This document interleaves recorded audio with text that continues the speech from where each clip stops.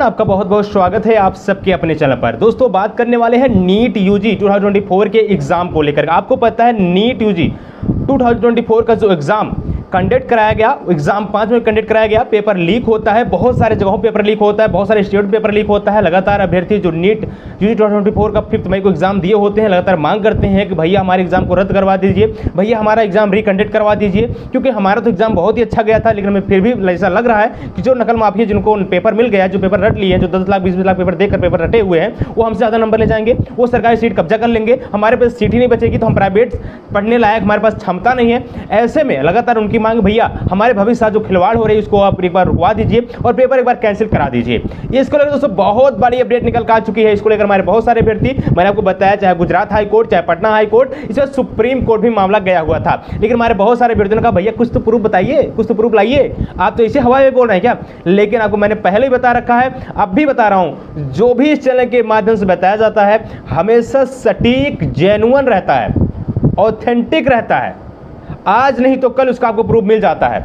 उस टाइम पर आपको ना तो डायरेक्ट नंबर ना तो केस नंबर कुछ नहीं पता था, लेकिन अब सुनवाई होकर माननीय जो चीफ जस्टिस चंद्रचूड़ जी के माध्यम से, डीवाई चंद्रचूड़ जी के माध्यम से सुनवाई किया गया, उसको लेकर उन्होंने पूर्णतया अपडेट दे दिया है। और जितने भी हमारे नीट यूजी स्टूडेंट हैं लगातार मांग कर रहे पेपर को कैंसिल किया जाना चाहिए। वाकई आप समझिए, बिहार की ईओयू की जो टीम है उसने भी जांच किया, उसने बताया हाँ 50 लाख रुपए तक पेपर को बेचा गया है। गुजरात हाई कोर्ट ने भी माना पेपर लीक हुआ है, पेपर को बेचा गया है, बच्चों के साथ खिलवाड़ नहीं होना चाहिए। पटना हाई कोर्ट परसों रिट दायर हो गई है, इसकी नेक्स्ट डेट जब मिलेगी सुनवाई को मैं आपको बताऊंगा। अब सोचिए, राजस्थान पेपर लीक हुआ, पेपर रद्द कर दोबारा एग्जाम कराए जाने की बात कही गई। अब सोचिए इतना सब हुआ तो क्या अब भी लग रहा है एनटीए को पेपर लीक नहीं हुआ? क्या अब भी लग रहा है एनटीए को वास्तव में ऐसा कुछ हुआ ही नहीं? क्या एनटीए अपनी लाज बचाना चाह रहा है क्या? तो क्लियर रूप से यहां पे एनटीए को बोलना चाहिए और आ जाना चाहिए सामने, क्योंकि अभी तक एनटीए का पहले दिन जब आपका पेपर कराया था 5 मई के बाद, उसका कोई भी बयान नहीं आया है।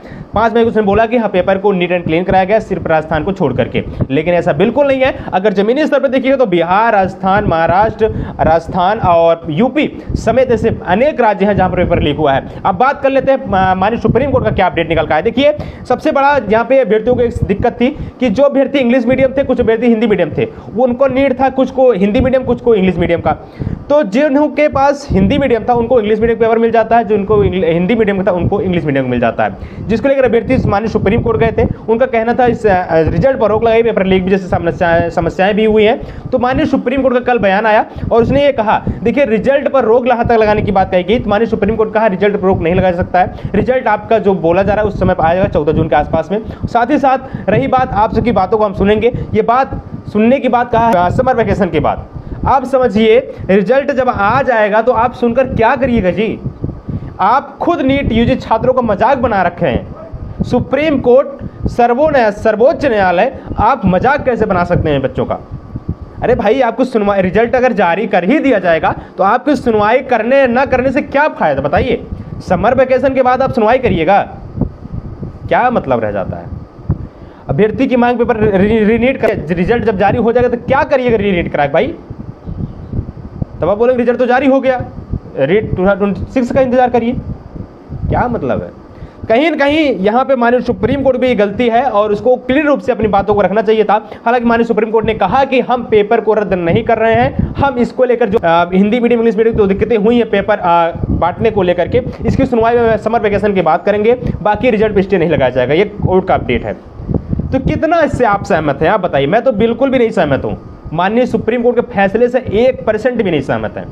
उसके पीछे का रीजन है, आप जब रिजल्ट जारी करवा ही देना है, आप सब कुछ करवा ही दे रहे हैं, तो क्या मतलब है आपके समर वेकेशन के बाद सुनेंगे? आप 1 महीने बाद सुनवाई करेंगे तो रिजल्ट आ जाएगा, आंसर की आ जाएगा, सब कुछ आ जाएगा, या विद्यालय मंटन भी, अलॉटमेंट भी चलने लग जाएगा, काउंसलिंग स्टार्ट हो जाएगी, तो क्या करिएगा जी आप सुना करके? तो फिर से आप एग्ज़ाम करवा देंगे क्या? या फिर से आप उन छात्रों को जो सिलेक्शन हो गया है उनको फिर से रिजल्ट रद्द करके फिर से एग्जाम करवाएंगे? ऐसा नहीं होता है। रिजल्ट आने के पश्चात कोई भी नहीं चाहेगा कि एग्जाम दोबारा हो। बहरहाल आपका क्या राय है जरूर बताइएगा। क्या माननीय सुप्रीम कोर्ट का फैसला सही है? जरूर कमेंट करिए। चलो जरूर सब्सक्राइब करिएगा। इस चैनल के माध्यम से हमेशा सटीक और ऑथेंटिक, और चाहे बातें बुरी ही हो लेकिन सबसे कड़वे आवाज़ में, सबसे कड़वे तरीके से इस बात को रखते हैं कि चाहे आपको बुरी ही लगे लेकिन बातें अगर सच है तो कड़वी लगेंगी, और इस चैनल के माध्यम से हमेशा उठाई जाती हैं। तो जरूर चलो सब्सक्राइब करिएगा और जो भी अपडेट आए चैनल के माध्यम से बताया जाएगा। धन्यवाद। जय हिंद, वंदे मातरम।